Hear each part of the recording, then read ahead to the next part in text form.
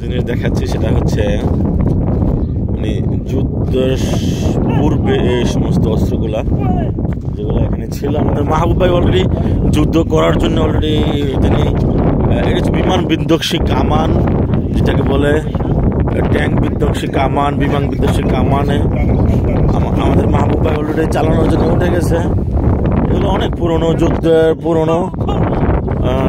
আমরা দেখতে পাচ্ছি মাহবুব ভাই এটা সফলভাবে তিনি পরিচালনা করছেন। আমরা দেখতে পাচ্ছি মাহবুব ভাই।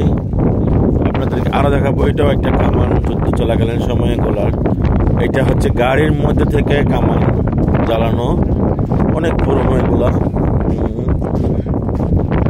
এটা হচ্ছে ট্যাঙ্ক।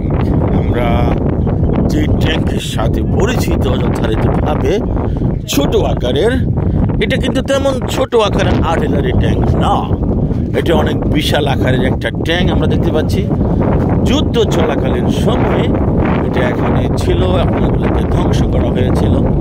এরা হয়তো আমার যতটুকু ধারণা এটা এখানে কুয়েতের একটা সেনাবাহিনীর একটা ব্রিগেডের ক্যাম্প ছিল এখানে, যে কারণে ক্যাম্পে আক্রমণ করা হয়েছিল।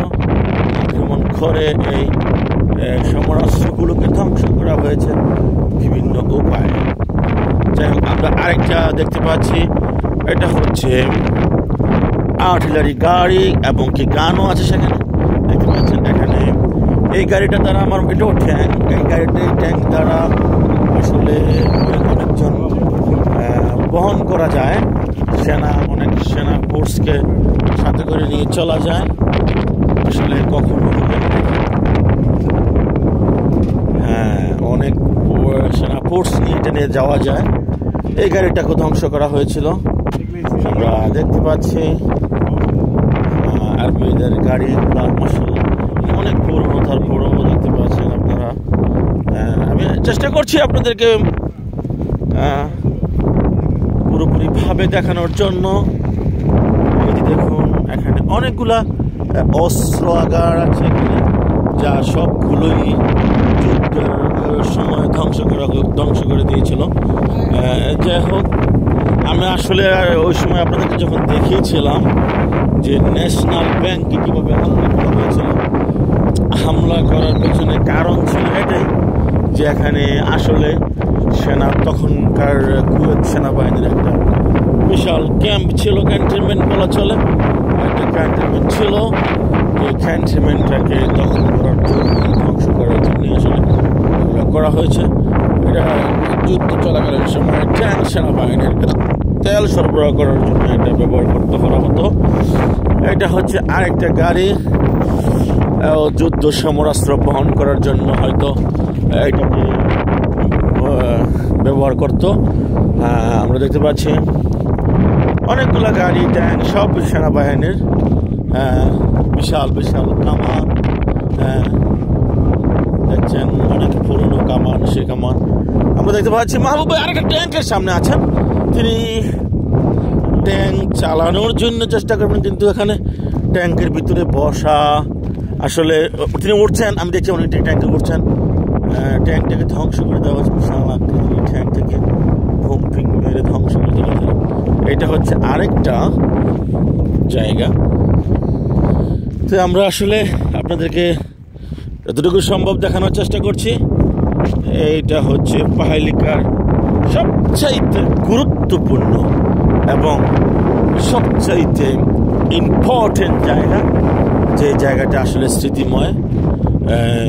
যুদ্ধের সময় এই জায়গাটাকে অনেক ক্ষতিগ্রস্ত করা হয়েছে, আমরা দেখেছি।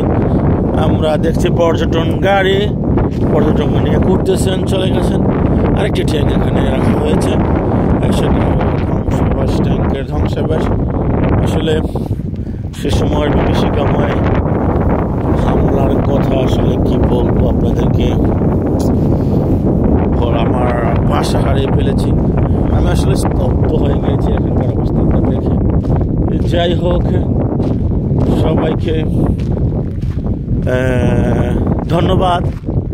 দেখতেই পাচ্ছেন অবস্থাটা, আমার সাথী ভাইরা সেখানে ঘুরছেন। দেখুন আরেকটা গাড়ি সেখানে সেনাবহরকে টহলরত নিয়ে ঘোরার জন্য গাড়িটা হয়তো ব্যবহার করতো। যাই হোক, এই গাড়িটাকেও ধ্বংস করা হয়েছে। যাই হোক, আমরা দেখতে পাচ্ছি এখানে একটা বিশাল আকৃতির গাছ আমরা দেখতে পাচ্ছি, যে গাছ মানুষকে চায় দেয়। মরুর বুকে এই গাছের জন্য কোনো পরিচর্যা করতে হয় না। একটা জিনিস দেখবেন, এই মরুর বুকে এই সমস্ত গাছ যখন ওঠে, এগুলোর জন্য এক্সট্রা কোনো পরিবর্তন প্রয়োজন হয়নি, পরিচর্যার প্রয়োজন হয়নি। দেখেন এই গাছগুলো কিন্তু বকরির খাবার, ওটের খাবারও হয়। ধন্যবাদ সবাইকে। আবারও ফিরে আসবো ইনশাল্লাহ কুয়েত ফয়লিকা থেকে গাজী কামাল।